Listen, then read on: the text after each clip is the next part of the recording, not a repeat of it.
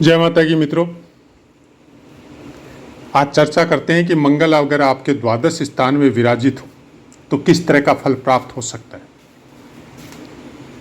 First part हमारा रहता है पुस्तकों के अनुसार और उसके बाद का पार्ट रहता है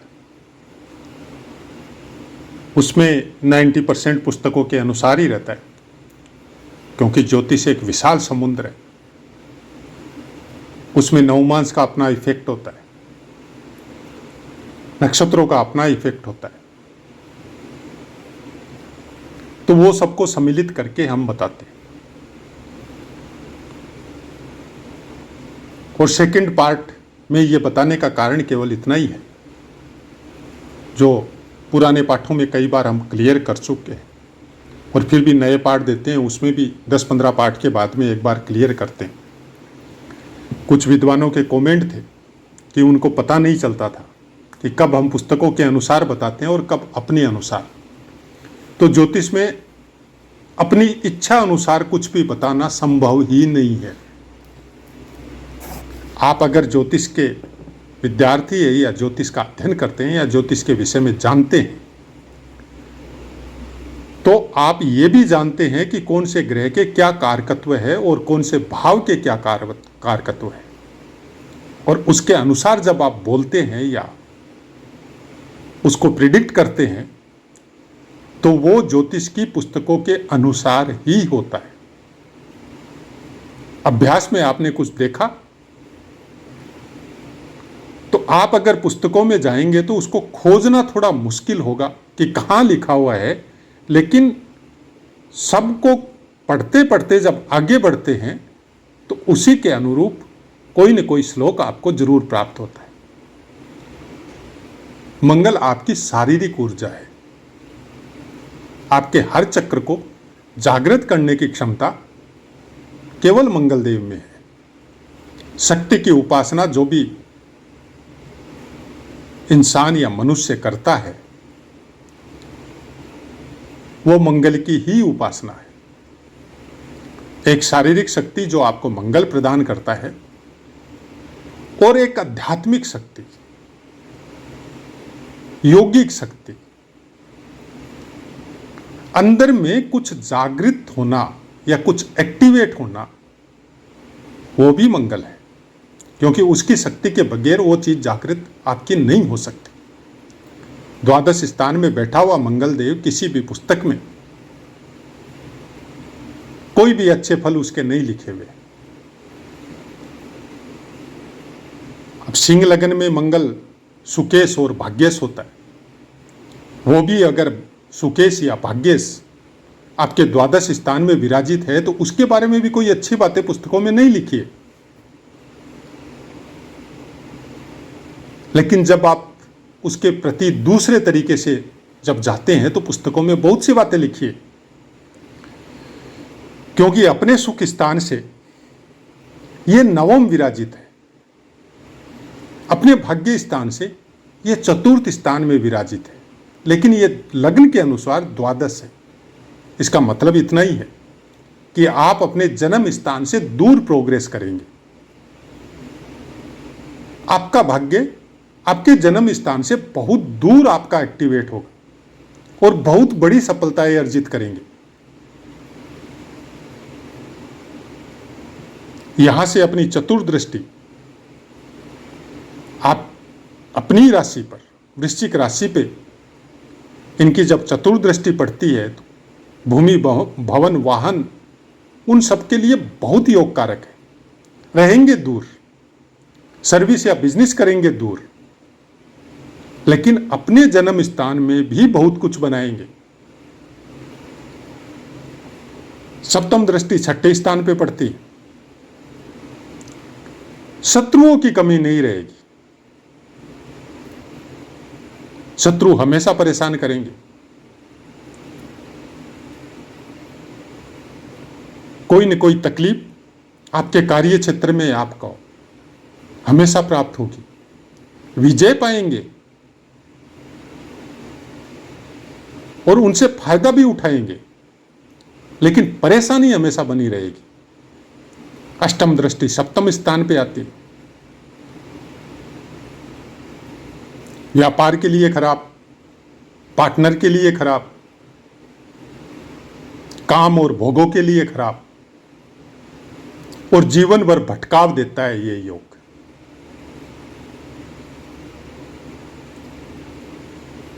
काम के लिए भटकाव का नतीजा ये होता है कि या तो आप अपनी ऊर्जा को अपने अध्यात्म की जागृति में लगाए, या फिर एक से अनेक जगह जाने की दुष्वर्ती में लगाइए।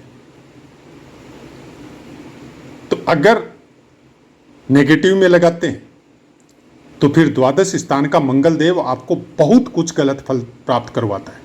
लेकिन अगर पॉजिटिव में लगाते, काम और भोगों में लगाते, समाज के हित में लगाते, लोगों का भला करने में लगाते हैं, तो यही द्वादश स्थान का मंगल देव आपको समाज में इतनी उच्च श्रेणी में ले जाके विराजित करता है जिसको सोच नहीं सकता इंसान। समाज सेवक हो, लोगों को अपने गांव में हो चाहे जहां रह रहे हो वहां हो, लोगों का भला करने के लिए आपका बहुत बड़ा योगदान, वो धर्मशाला या कोई ऐसे भवन या कोई ऐसे कार्य जिसमें लोगों का हित जुड़ा हुआ हो, समाज के लिए, देश के लिए, वृद्धाश्रम हो, अनाथालय हो, ये सब कार्य करने की प्रेरणा प्राप्त होती है अगर पॉजिटिव वे में जाते हैं। तो नेगेटिव वे में जाते हैं तो काम और भोगों के प्रति पूरी विकलता देता है, उसे पीछा छुड़ाना मुश्किल होता है। तो दोनों बातें हैं। कोई अच्छे ग्रह की दृष्टि प्रदान हो रही है, युति प्रदान हो रही है, तो अवश्य फलों में चेंजेस आती है। बहुत कुछ परिदृश्य आपके मंगल का फिर बदल जाता है आपकी कुंडली में। नेगेटिव और पॉजिटिव कौन से रास्ते में जाएगी, यह आपके कर्म भी डिसाइड करते हैं और बाकी विस्तृत कुंडली का विश्लेषण भी डिसाइड करता है। शुभ ग्रह है, अशुभ ग्रह है, किस तरह की दृष्टि जा रही है, क्योंकि नीच राशि में बैठा हुआ मंगल उसकी ऊर्जा को बांध देता है। उसके गुस्से को वो बोलता है द्वादश स्थान में बैठ के कि इस गुस्से को तुमको कंट्रोल करना है, फिजिकल नहीं होना है किसी के साथ। फिजिकल होने से दुश्मनियां बढ़ेगी और तुम्हारा समय उन दुश्मनों को मैनेज करने में निकलेगा। तो उस ऊर्जा को अपने अंदर स्वीकार करो और अपने कार्य में लगाओ। मंगल बहुत बड़ी ऊर्जा है। मंगल की ऊर्जा आपके जल क्षेत्र में हलचल पैदा करती है। इंसान के शरीर में 70% से ज्यादा जल क्षेत्र है, चंद्रमा का क्षेत्र है। और अग्नि तत्व की स्पार्किंग उस जल क्षेत्र को डिस्टर्ब करती है और गुस्सा उसी वजह से आता है। जैसे ही अग्नि तत्व प्रबल होता है, गुस्से की मात्रा उस समय के किए हुए कार्यों की वजह से कम और बेसी होती है। तो क्या गुस्सा रहना नहीं, जरूर रहना चाहिए, क्योंकि गुस्से में जो ऊर्जा स्फुरित होती है उसी के द्वारा आदमी जरूरत से ज्यादा प्रोग्रेस करता है। एक होता है नॉर्मल वे, जिसमें आप चलते जा रहे हैं, मेहनत करते जा रहे हैं और बहुत ठंडे किस्म के आदमी हैं। आपको अगर कोई चुभती हुई बात भी बोलता है तो आप हंस के निकल जाते हैं, उसकी धीरे धीरे प्रोग्रेस होती है। एक होता है कि किसी की बात को जल्दी से वो सहन नहीं करता है, और जब सहन नहीं करता है तो कुछ गुस्से की मात्रा आपके शरीर में ऊर्जा स्वरूप में विस्फुरित होती है और ईगो हर्ट होता है। तब आपके कार्य में बहुत तेजी आती है,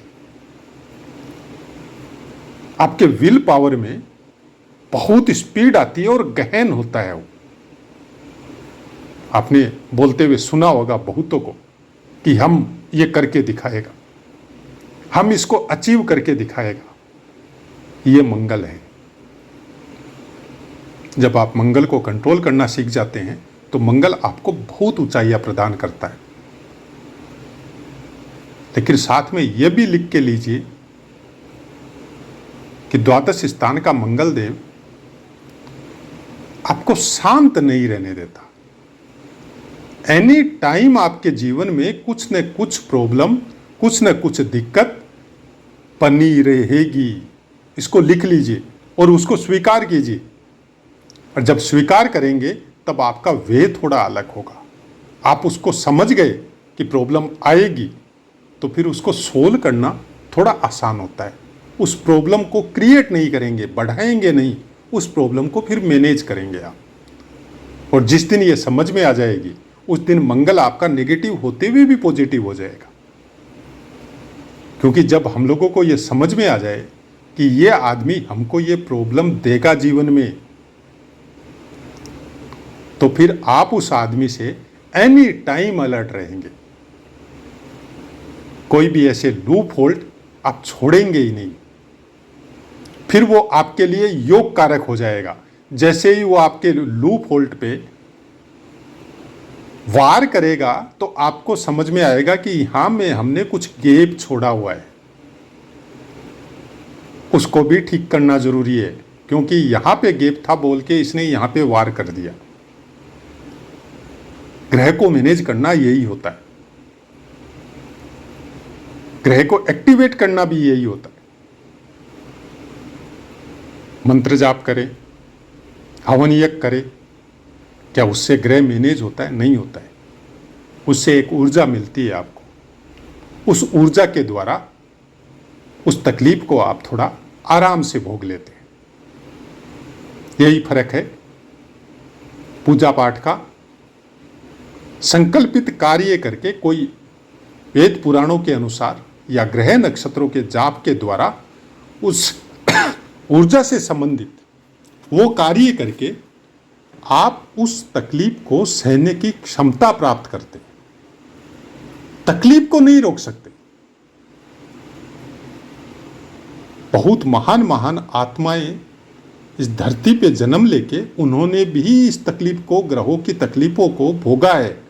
तो आप और हम तो साधारण इंसान हैं, भोगना तो हम लोगों को भी है। तो उसको मैनेज करना सीखिए। उसको समझ जाइए कि ये ग्रह हमको हमारे हर कार्य में तकलीफ देगा और उस तकलीफ के प्रति हमको अलर्ट रहना है। हमको गुस्सा नहीं करना है, अपनी ऊर्जा को बाहर स्थानांतरित नहीं करना है, उस ऊर्जा को अपने अंदर ही रखना है और अपने अंदर जागृत करनी है शक्ति को, और उस शक्ति के द्वारा हमको अपने कार्य करने हैं। कई इंसान जब शिथिल होते हैं, बहुत ज़्यादा शरीर में शिथिलता आती है, उदासी आती है, आलस्य आता है, तब वो खुद किसी बात को लेके अपने अध्यात्म के द्वारा गुस्से को जन्म देते हैं, खीज को जन्म देते हैं, और उससे जो ऊर्जा का विस्फुरण होता है, वो अग्नि तत्व जब प्रबल होता है तो छोटी मोटी बीमारियां तो उसी से भाग जाती है। सर्दी जुकाम हुआ, आप थोड़ी देर चुप होके, मौन होके बैठ के और किसी गुस्से को आप जागृत करते हैं, किसी के प्रति कोई बात सुनी हुई आप याद करते हैं कि आपके लिए कोई गलत शब्द बोले गए थे, आप गुस्से के रूप में पूर्ण गुस्सा लेके उसको जागृत करते हैं, एक स्थान पे आके स्फोट हो जाते हैं, स्टॉप कर देते हैं उस चीज़ को और मन में सोच लेते हैं ये तो इमेजिनेशन था। लेकिन गुस्से की ऊर्जा बन चुकी है आपके शरीर में, उस ऊर्जा के द्वारा वो छोटी मोटी सर्दी जुकाम वहीं पे खत्म हो जाती है। ये अभ्यास की चीजें, एक्सपीरियंस की हुई चीजें। अब आप इसको किस सीमा तक मानते हो और किस सीमा तक इसका एक्सपीरियंस करते हैं, ये आपके अपने ऊपर निर्भर है। आशा है मित्रों पाठ समझ में आया होगा। अब अपनी वाणी को विराम देते हैं, आपसे आज्ञा लेते हैं। जय माता की।